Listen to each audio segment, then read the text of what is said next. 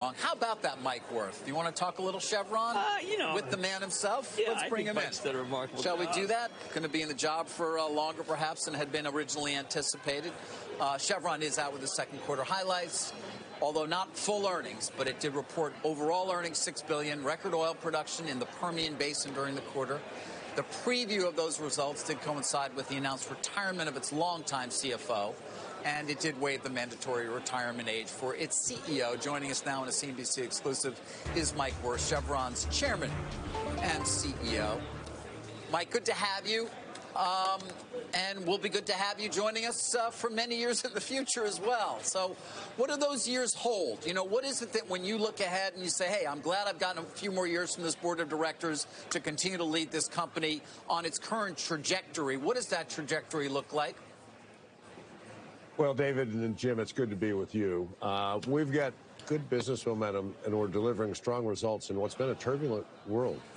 You go back to the pandemic and oil prices below zero, the war and prices above $100. We've acquired 3 companies over the last 3 years, and we still have the constant discussion about climate and ESG. So it's a challenging environment. We've made tremendous progress. We just announced a very strong second quarter, and I'm excited to continue to lead our company to deliver higher returns for our shareholders and a lower carbon energy system for the world.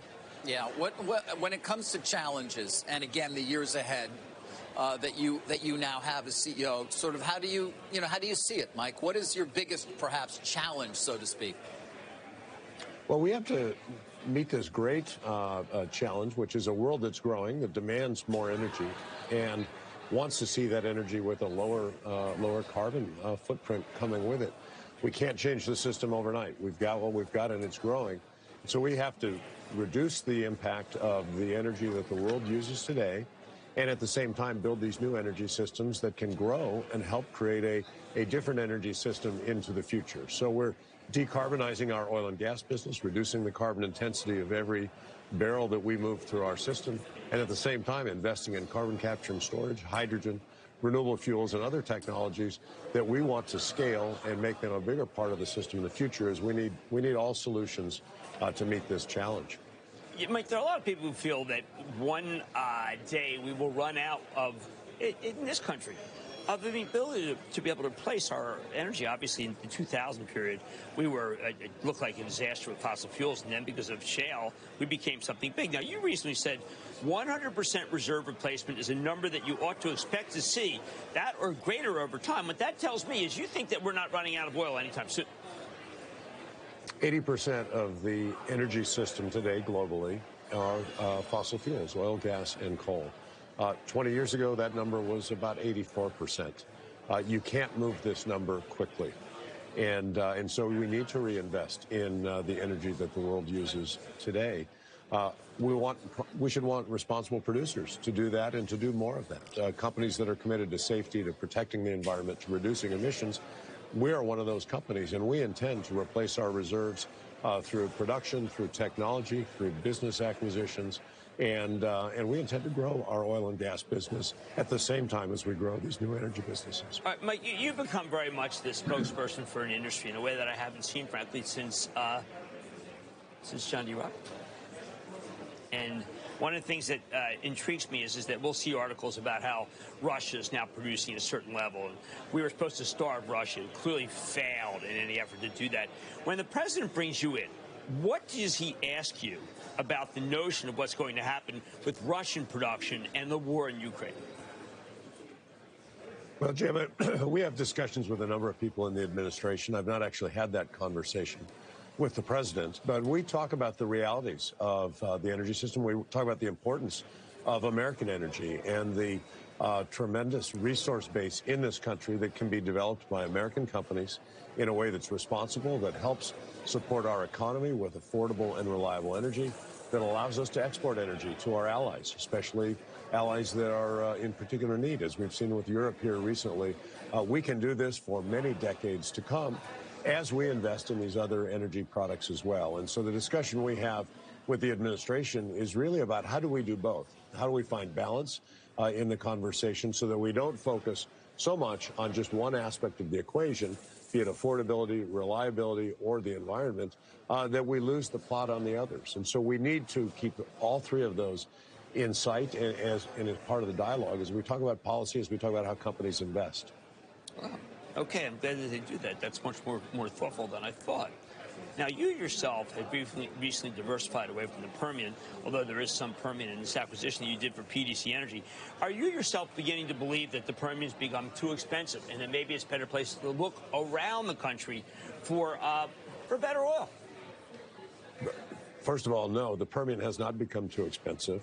It is the best place for us to be investing our dollars. It's the largest single destination for investment, and we just finished a tremendous quarter. We produced more oil out of the Permian Basin in the last quarter than we ever have in our history. It's up 10% over the same quarter last year, over 770,000 barrels a day.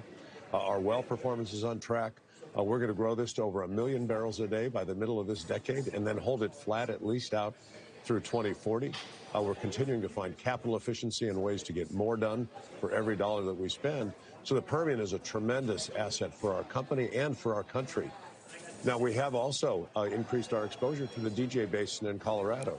The PDC acquisition will add 10% to our worldwide reserve base for just 2% of our shares. It adds $1 billion in free cash flow at $70 Brent and makes us a very strong producer in Colorado as well as in Texas, which is, again, good for our company and good for the country. So there are places outside the Permian you can expect to see us invest, absolutely. But it doesn't mean that the Permian is not still a premier asset. Yeah, I mean, Mike, to that point, I'm looking at a note here. I guess a development hiatus to address well completion issues saw year-over-year Permian growth fall to 4% in the first quarter. It's obviously up as much as 11% now in Q2. Do you expect that it's going to go even higher?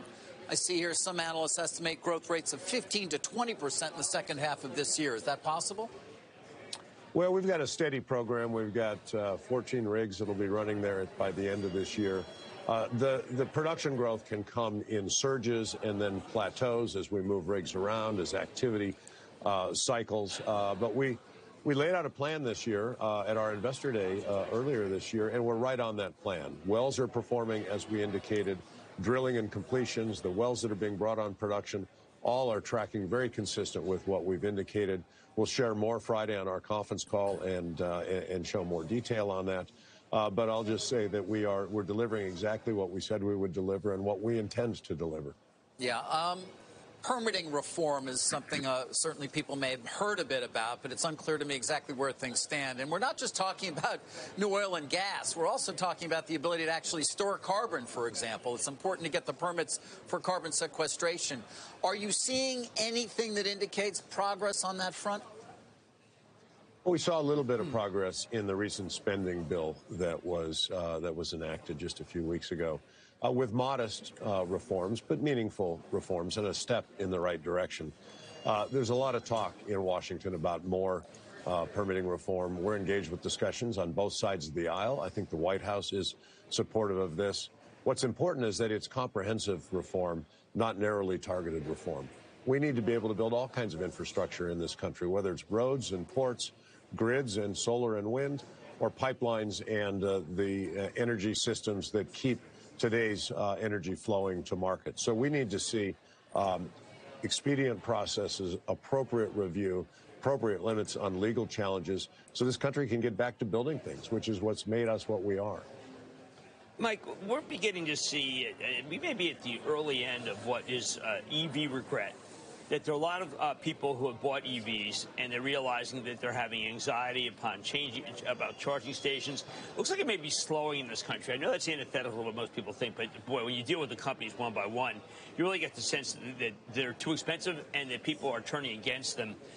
Is it possible that you have to revise down the challenge from EVs for your company in this country?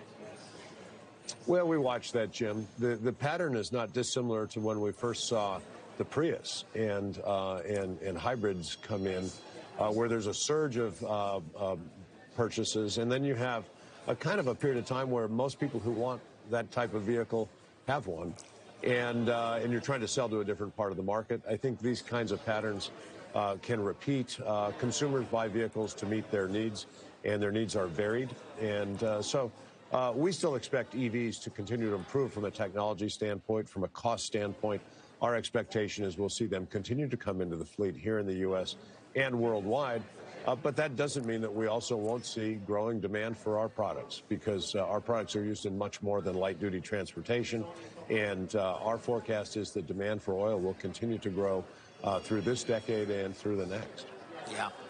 Well, we'll be talking to you about it in weeks, months, and years to come, Mike. So appreciate that. Appreciate your joining us. Thank you.